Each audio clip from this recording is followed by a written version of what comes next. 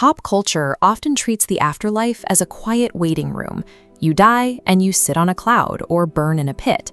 But the ancient texts of the world's major religions describe something far more demanding. The moment your heart stops, you enter an active, terrifying gauntlet. In Islam, this starts before the dirt even settles on your grave. Two angels, Munkar and Nakir, appear to administer a strict theological test. Correct answers allow your grave to expand into a window to paradise, while failure causes the earth to physically crush your ribs. Orthodox Christianity maps out a similarly rigorous trial. After death, your soul embarks on a 40-day journey across the earth, passing through a series of aerial toll houses. At each stop, you must answer for specific past actions, from lying to pride. Tibetan Buddhism describes an intense 49-day period known as the bardo. Here, your consciousness navigates a series of powerful, hallucinatory visions. You encounter peaceful and wrathful figures, which the tradition teaches are actually projections of your own mind. These distinct traditions treat the grave as a starting line, the beginning of a high-stakes chronological itinerary. Once the initial shock of death passes, the soul enters the phase of formal cosmic judgment. Every thought and action from your life is now quantified and tested. In Hinduism, this happens after the physical body is purified by fire. Messengers carry your soul to Yama, the god of death. His realm operates like a cosmic accounting firm, meticulously tallying every action into good or bad karma. Zoroastrianism tests your actions physically at the Chinvat Bridge. As you attempt to cross into the afterlife, your conscience manifests right in front of you. A life lived well creates a beautiful guide and a wide, stable bridge. A life of wickedness creates a demonic figure and a path that narrows until you fall.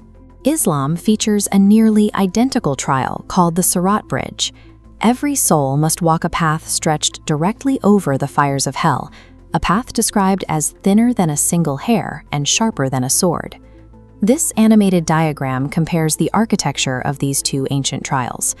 On the left, the Zoroastrian Chinvat Bridge physically reacts to your conscience, widening or narrowing. On the right, the Islamic Sirat Bridge remains a razor-thin tightrope. Both traditions use the same architectural mechanism to weigh a human life. Divine judgment is rarely a simple spoken verdict from a throne. It is a precarious physical path the soul has to actively navigate. Curious, if you fail that navigation, you fall into hell. Most people assume that means an eternity of torture, but the theology of most major religions suggests something else. Hell is often temporary. Judaism calls this realm Gehenna. It functions more like a spiritual washing machine than a torture chamber. The strict rule is that a soul spends a maximum of 12 months there. Even the worst human in history would eventually be cleansed and move on. Catholicism expands on this idea with purgatory. It serves as a spiritual hospital. If a person is destined for heaven but still carries the weight of earthly flaws, their soul goes here to be healed and prepared before entering paradise.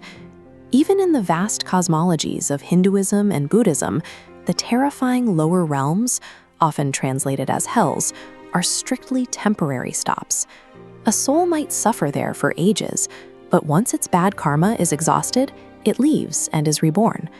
Historically, the concept of a fiery underworld was designed as a mandatory cleansing mechanism. The universe ensures no soul is permanently discarded just because it made mistakes on Earth. This animated graphic shows exactly where these religions diverge once the soul is purified.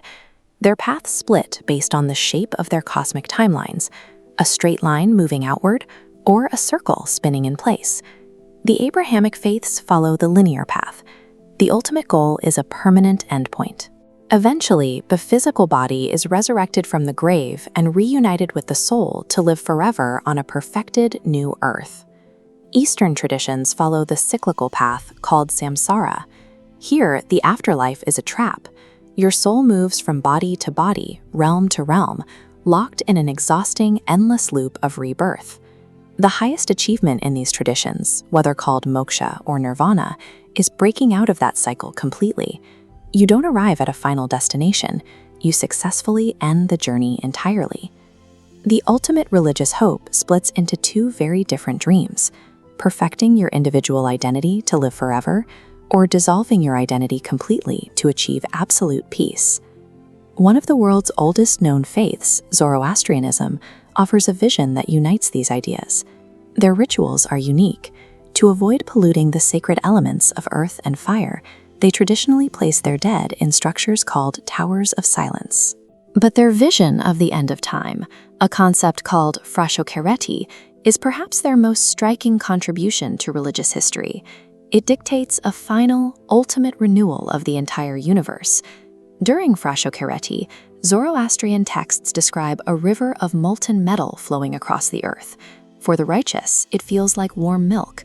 For the wicked, currently suffering in hell, it burns away their remaining sins. Every single human who ever lived is purified and saved. In this ancient blueprint, the cosmic timeline doesn't end with humanity divided into saved and damned.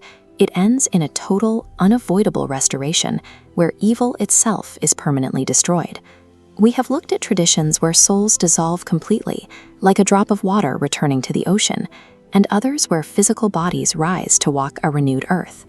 Beneath the mechanics of karma and razor-thin bridges lies a common rejection of the idea that death is a silent, unceremonious end. These systems suggest that the complexity of a human life requires an equally complex resolution.